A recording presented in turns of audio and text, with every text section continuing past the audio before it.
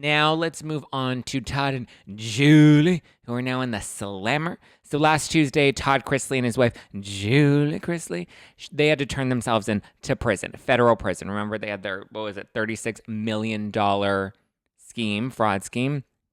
So, or bankruptcy, fraud, tax evasion, all that stuff. They were defrauding banks and lying to them about the money that they were making so that they can take out these really big loans. And then they ended up trying to file for bankruptcy. And then they dug into everything and realized, ooh, they were forging some bank documents to try and take out some big loans. So anyway, Todd is serving 12 years at the Federal Corrections Institute, Pensacola in Florida. It's a minimum security prison, and according to Forbes, it's the second cushiest prison in America, which is very appropriate for Todd and Julie, even though Julie is not there. So apparently a number of high-profile people have stayed there. I guess they're not that high profile because I had never heard of any of them. There's an NFL referee, and I'm like, who the fuck knows an NFL referee? Who cares about an NFL referee? Unless he's banging Todd Chrisley in, the bathrooms, in the showers, then, I don't care. Tell me he dropped the soap and I'll be interested in an NFL referee. Apparently, this is a very cushy, posh prison, because they're allowed to have weekend visits outdoors in a special park with their families, and they have special jobs and recreation programs that seem to be better as well. So Todd looks like he's going to be living it up, which is fine because he's going to be there for at least 12 years. So he's like, listen, if I have to say locked up, they won't let me out. At least make it a nice lockup. Give me some guarding so I can go and visit my family in.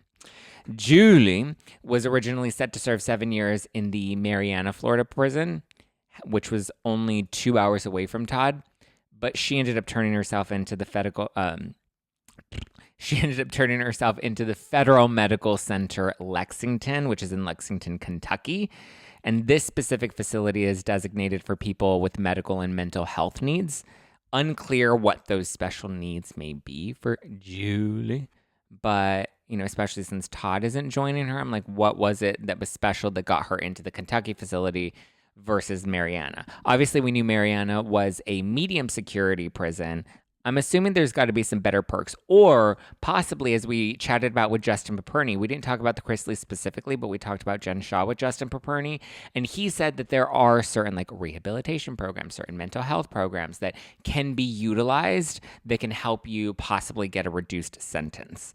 I believe he said the substance abuse program, if completed, can take a year off of your sentence.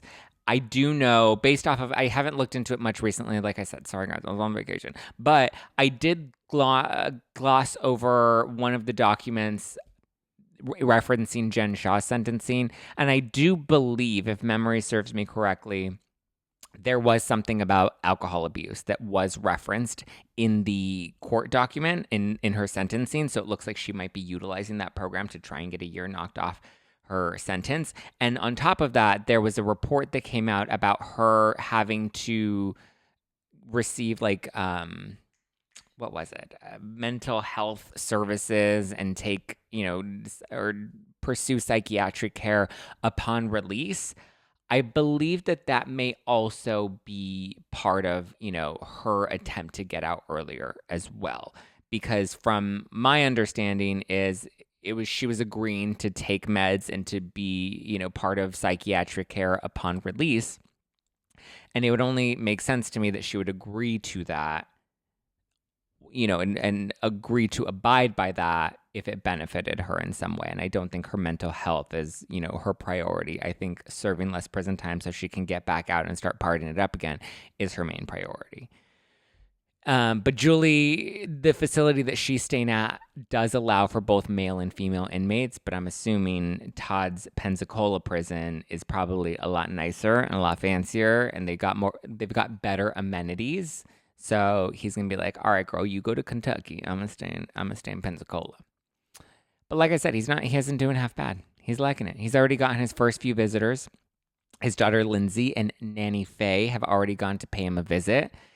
Lindsay said on her podcast, my family struggled through a lot with my parents this year. So many things that happened legally, though the outcome wasn't what we wanted. There is some sense of peace and closure, and now we have the opportunity to be able to just adjust. Yeah, I guess at this point, like, they can't fight it. I think it's unlikely that the appeal is going to go anywhere. So at this point, yeah, get comfortable, put up your little slippers at the Pensacola prison and, start to reacclimate in this new surrounding, in this new environment that you have, because at this point, you ain't going anywhere for at least a good 10 years. He's there for 12 years, but I'm pretty sure he's going to be in there for at least like 9 to 10. So good luck, Todd. Good luck, Julie. They did release a podcast episode right before having to turn themselves in. So you guys can check that out. Lindsay's podcast, I believe it's Southern Tea. That's out and available now too. Nanny Faye and Lindsay look like they're going to be visiting Mr. Todd every weekend, especially with those nice accommodations.